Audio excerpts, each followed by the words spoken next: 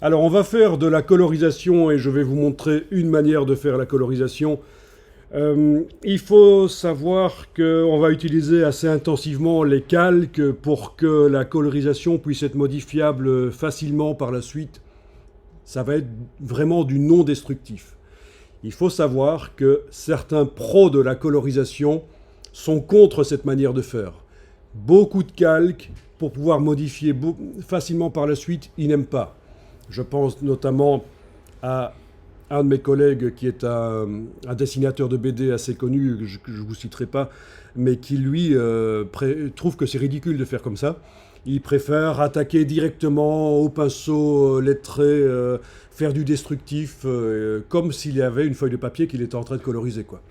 Donc là, vous êtes au courant qu'il y a deux courants, c'est le cas de le dire, deux manières de faire, et que nous, on va voir la manière de faire qui permet de modifier très facilement par la suite les couleurs.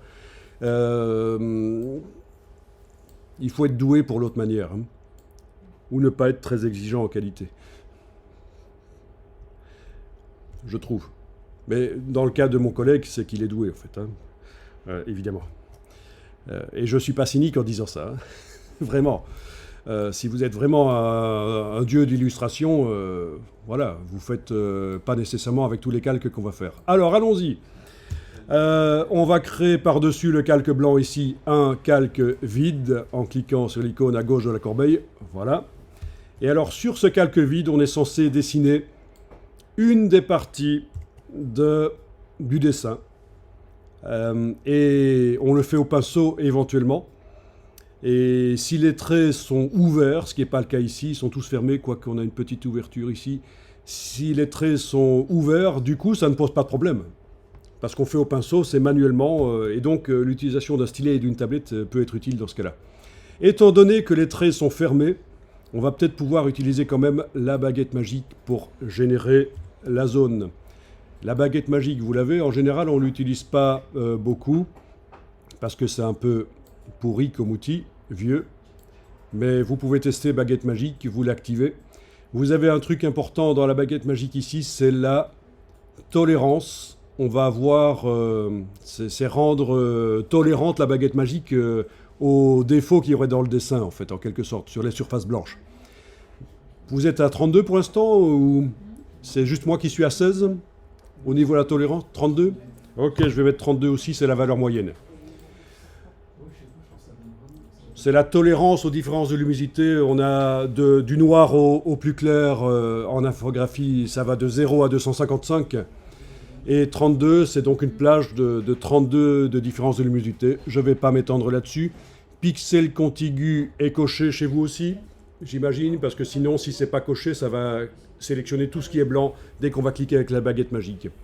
Alors, ce qui est intéressant ici, c'est de cocher ceci, échantillonner tous les calques. Échantillonner tous les calques.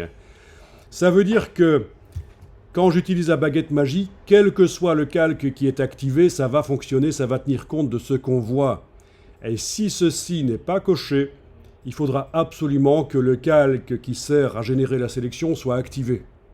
Donc c'est pas plus mal de cocher échantillonner tous les calques, comme ça on s'en fout un peu de savoir quel est le calque qui est activé, ça va marcher de toute façon.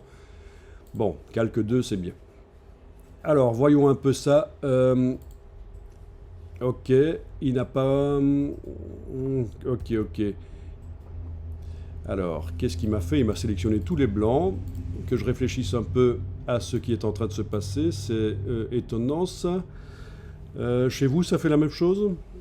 Bon, c'est que la tolérance est trop grande peut-être, ou qu'il y a un trou quelque part peut-être. Là, je suis en train de faire CTRL-D.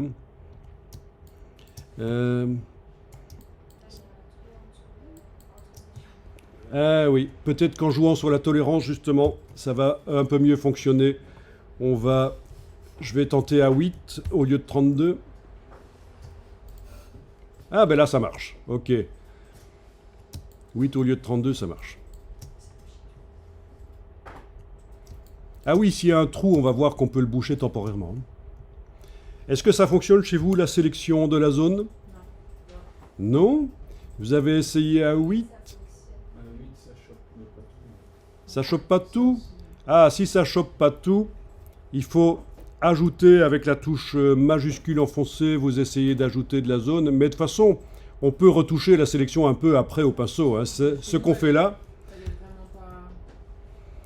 c'est juste pour dégrossir le travail en fait. Hein.